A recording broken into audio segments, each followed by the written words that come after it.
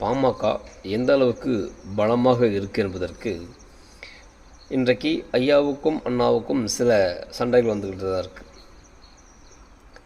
இருந்தாலும் கூட திமுகவில் இன்றைய வரைக்கும் எந்தெந்த கட்சிகள் கூட்டணியில் இருக்குது என்பது ஒரு கேள்விக்குறியாக தான் இருக்குது. திமுகவை தவிர மற்ற கட்சிகள், இப்போ விசிகாவாக இருக்கட்டும், கம்யூனிஸ்ட் கட்சியாக இருக்கட்டும், இல்லை மதிமுகவாக இருக்கட்டும், எந்த ஒரு கட்சியுமே நாங்கள் விசிக கூட திமுக கூட இருக்கிறோம்னு சொல்கிறாங்க தவிர, ஆனால் திமுக இவங்கெல்லாம் என் கூட இருக்காங்கன்னு சொல்லலை. அதுக்கு ஒரு சிறந்த எடுத்துக்காட்டு தான் 8 வருடத்துக்கு பிறகு மதிமுக சேர்ந்த ஒருத்தர் திமுக இணைஞ்சுக்கிறார். இதெல்லாம் எவ்வளோ பெரிய துரோகம் தெரியுமா? கொடுக்கிற கட்சி கூடவே உழைக்கக்கூடிய கட்சி, அந்த கட்சியிலேருந்து ஆளை பிடிக்கிறாங்கன்னா திமுக எந்த அளவுக்கு ஒரு கேவலமான அரசியல் செய்கிறாங்க நீங்களாம் பார்த்துக்கணும். அப்படியே வந்தாலும் கூட, எப்போ உங்களுக்கு ஏதாவது பிரச்சனை, வைகோ நல்லா வச்சுங்கிறாரு, கூட்டணுக்கிறாரு, எம்எல்ஏ ஆகிக்கிறாரு, எம்பியாக நம்ம ஆக்கி வச்சுருக்கோம், நீயும் எலெக்ஷன் வருது, அடுத்த முறை நீ ஆகும் அப்படி சொல்லலாம், இல்லை அழைத்து பேசலாம். ஆனால் வந்தவரை வரவேற்று கட்சியில் இணைத்து அதை ஃபோட்டோ போடுறாங்கன்னா, அதான் சொல்லலை, ஒரு நண்பன் ஒரு நாள் எதிரியாகுவோம், ஒரு எதிரி ஒரு நாள் நண்பனாகுவான். ஆனால் துரோகி என்றைக்குமே துரோகி தான். இளைஞர்கள் துரோகம் பண்ணாங்க, தமிழர்கள் துரோகம் பண்ணாங்க, கட்சி தீவை விட்டாங்க. இந்த மாதிரி திமுக என்பது துரோகம். அந்த துரோகத்துக்கூட இவர்களும் நின்றால் வேறு என்ன வரும்? துரோகம் தான் வரும். அதுக்கப்புறம் இன்னும் சொல்ல போனால் மெயினாக அங்கே யார் பிரதானமாக பார்க்கப்படுறாங்க அப்படின்னா, கம்யூனிஸ்ட் கட்சியில் கூட பார்க்கறதில்ல, குறிப்பாக விசிகாவை பார்க்குறாங்க. திமுக வெற்றி பெற்றதுக்கு முக்கிய காரணம் விசிகா தான் அப்படின்னு சொல்கிறாங்க. ஆனால் திமுக வெற்றி பெறுவதற்கு விசிகா மட்டுமே காரணமாக அதெல்லாம் கிடையாது.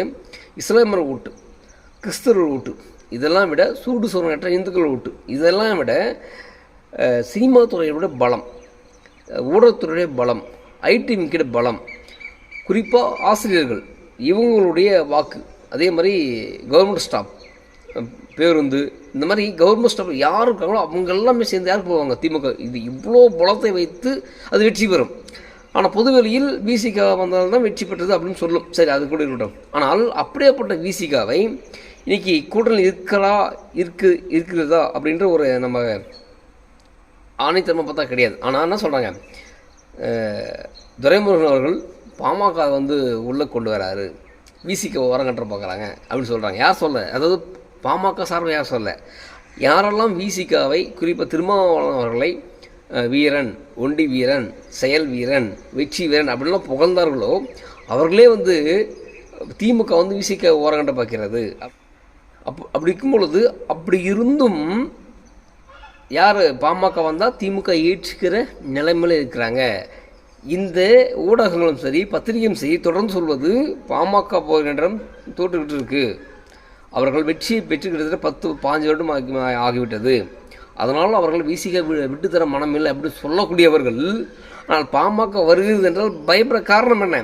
இதுதான் பாட்டாளி மக்கள் கட்சியுடைய பலம். இன்னும் சொல்லப்போனால், இத்தனை வருடங்கள் இருந்தும் வெற்றியாக இருந்தும் திமுக எந்த காலத்திலையும் விசிகை விட்டு தராது அப்படி சொல்லியும் கூட, சொன்னாலும் கூட, அப்படி இருந்தாலும் கூட, பாட்டாளி மக்கள் கட்சி மருத்துவர் அன்புமணி ராமதாஸ் விஷயம் சொல்கிறார், நாங்கள் கூட்டணியில் அங்கே வகிக்கிற இடத்துல 4-5 அமைச்சர் பதவிகள் எங்களுக்கு வேணும் அப்படி சொல்கிறவங்க கூட்டணின்னு சொல்கிறார் ஆணித்தரமாக. இப்போது விசிகை விட்டுறாது திமுக, விசிக வந்தால் அதிமுக வரவேற்கும் அப்படி சொல்கிற இவர்கள் இன்றைய வரைக்கும் திருமாவளவனால் ஒரு கோரிக்கையை இந்த மாதிரி வைக்க முடியல. இவங்கெல்லாம் என்ன சொல்கிறாங்கன்னா,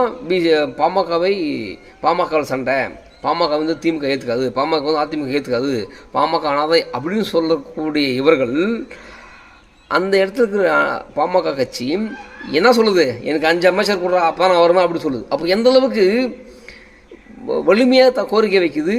அதை ஏற்றுக்கொள்ளக்கூடிய இடத்துல திமுகவும் அதிமுக இருக்குது. ஆனால் இவர்கள் என்னத்தான் தூக்கி திருமாவளவனை பிடிச்சாலையும் காமிச்சாலும் கூட, 2 கட்சிகளுமே உனக்கு நாங்கள் என்ன தரோமோ அது தரோம், ஓரமாக நில்லு அப்படின்னு சொல்கிற இடத்துல தான் விசிக இருக்குது.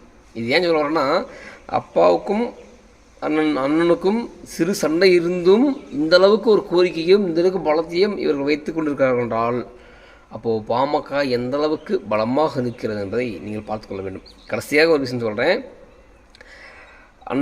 அண்ணனும் ஐயாவும் ஒன்றாக தான் இருப்பார்கள். பாட்டாளி மக்கள் தொண்டர்கள், நீங்கள் களத்தில் இறங்கி போராடுங்கள், களத்தில் இருந்து பயணம் செய்யுங்கள்.